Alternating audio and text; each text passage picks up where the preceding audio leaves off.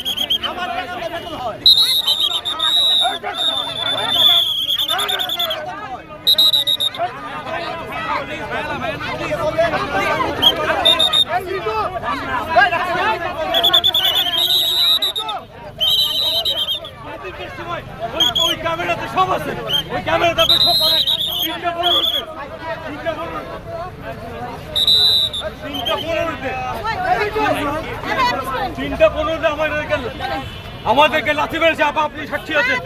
সাক্ষী আছেন আপা? আমাদের লাথি কেন গায়ে উঠাবে? বাপের জায়গা, ওনার বাপের জায়গা বসে আছি আমরা। ওনাকে সব ধৈর্যের সীমা এখন আমরা জোর করে টেনে রাখছি, ওনাকে গায়ে উঠাবে। বাপের জায়গা বসে আছি আমরা, আমরা আমাদের জায়গা বসে আছি, আমরা সাইডে বসে আছি। আমাদের অধিকার একজন ভাই, আপনাকে আমরা টানে নিচে রাখছি, ওরা না একজন করে বলেন না ভাই।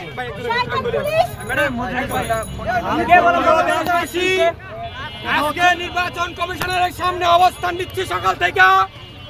আজকে আমাদের উপরে পুলিশের যে নির্যাতন হয়েছে ভাষায় প্রকাশ করার মতো নয়।